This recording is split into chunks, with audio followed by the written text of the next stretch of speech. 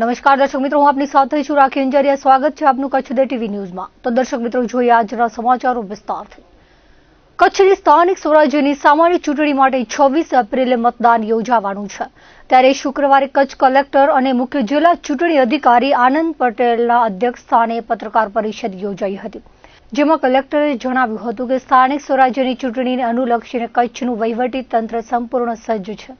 ગાંધીધામ મહાનગરપાલિકા, ભુજ, માંડવી, મુન્દ્રા, અંજાર અને નખત્રાણા નગરપાલિકા તેમજ જિલ્લા પંચાયત અને 9 તાલુકા પંચાયતોની 422 બેઠકો માટે મતદાન યોજાવાનું છે। આ માટે રાજ્ય ચૂંટણી આયોગ ગાંધીનગર દ્વારા 37 ચૂંટણી અધિકારી અને 44 મદદનીશ ચૂંટણી અધિકારીની નિમણૂક કરવામાં આવી છે, તો જિલ્લા કક્ષાના 15 નોડલ અધિકારીઓની પણ નિમણૂક કરાઈ છે। આ ચૂંટણી માટે 8,954 પોલિંગ સ્ટાફ, 5,361 પોલિંગ, જ્યારે ઝોનલ અધિકારી, મદદનીશ ઝોનલ અધિકારી 234 મળી કુલ 14,549 અધિકારી કર્મચારીઓ ચૂંટણી ફરજમાં જોડાશે। જિલ્લા તાલુકા પંચાયત માટે સિંગલ ચોઇસ ઈવીએમ તેમજ મહાનગરપાલિકા અને નગરપાલિકાના વોર્ડ માટે મલ્ટી ચોઇસ ઈવીએમનો ઉપયોગ થનાર છે।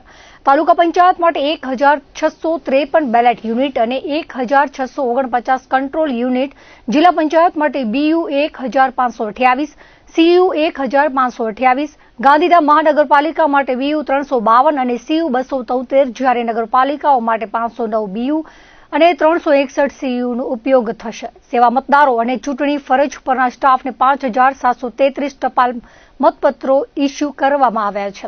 ગાંધીધામ મહાનગરપાલિકા માટે કુલ 2,15,313, નગરપાલિકા માટે કુલ 2,46,106, તાલુકા પંચાયત માટે કુલ 96,766 અને જિલ્લા પંચાયત માટે કુલ 9,91,650 મતદારો નોંધાયેલા છે।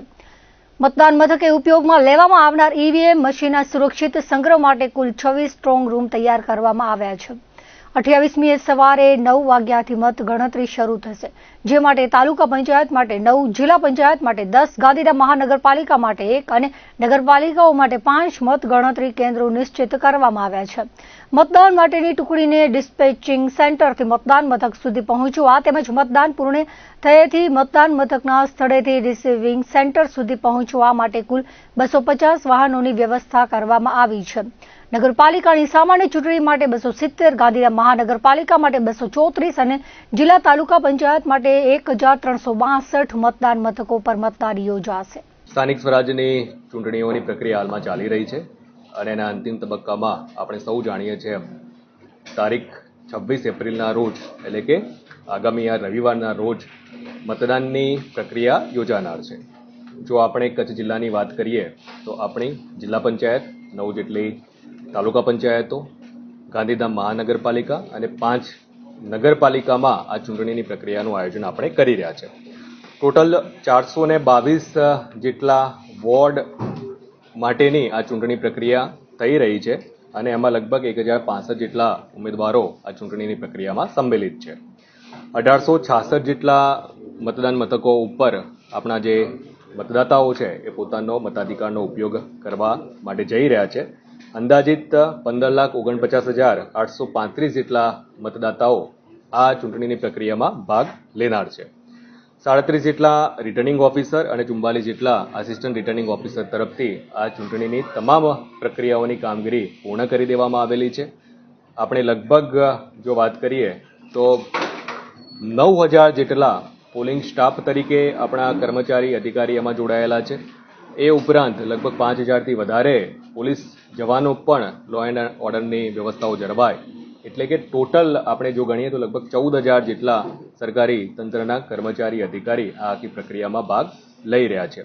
26 તારીખે આપણી મતદાનની પ્રક્રિયા આયોજિત થનાર છે, ત્યારે જિલ્લાના આપણા તમામ માનવંતા જે મતદાતાઓ છે એમની મારી વિનમ્ર અપીલ છે, ખૂબ ઉત્સાહપૂર્વક આપણે સૌ આ મતદાનની પ્રક્રિયામાં ભાગ લઈએ। ચોક્કસપણે ઉનાળાની ઋતુ છે, પણ મતાધિકાર આપણો અધિકાર પણ છે, આપણી જવાબદારી પણ છે, એટલે આપ સર્વેને ઉત્સાહપૂર્વક મતદાનની પ્રક્રિયામાં ભાગ લેવા માટે હું વિનમ્ર અપીલ કરું છું।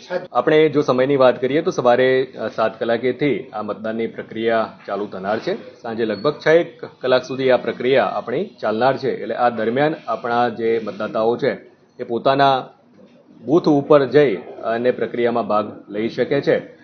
આપણો જે બેઝિક પુરાવો છે એ એપિક છે, એટલે તમામ મતદાતાઓ આ એપિક સાથે મતદાન કરવા માટે આવે તો સરળતાથી એમની એ કાર્યવાહી પૂર્ણ થઈ શકશે.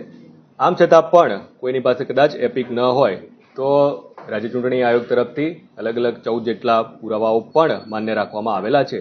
એટલે આ 14 જેટલા જે પુરાવાઓ છે એ પણ જો એ પોતાની સાથે લાવશે તો ચોક્કસપણે આ મતદાનની પ્રક્રિયામાં મતાધિકારનો ઉપયોગ કરી શકશે. આપણા જે તમામ મતદાતાઓ છે એ ઉત્સાહપૂર્વક એમાં પાર્ટિસિપેટ કરે. સ્થાનિક કક્ષાએ જે આપણી ટીમ છે એ ટીમની વ્યવસ્થાઓ કરવામાં આવેલી છે. આ આપણી જે ટીમ છે એ મતદાન મથક ઉપર જે પણ નાની મોટી વ્યવસ્થાઓ સૂચનાઓ પ્રમાણે કરવાની થતી હોય એ ચોક્કસપણે એ કરવાના છે.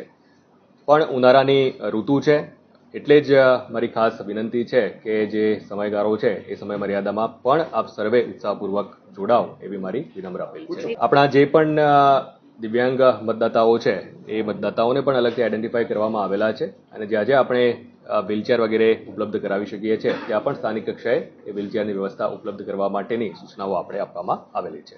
આપણું જે આરોગ્ય તંત્ર છે એ સક્રિયતાથી આમાં સંકળાયેલું છે.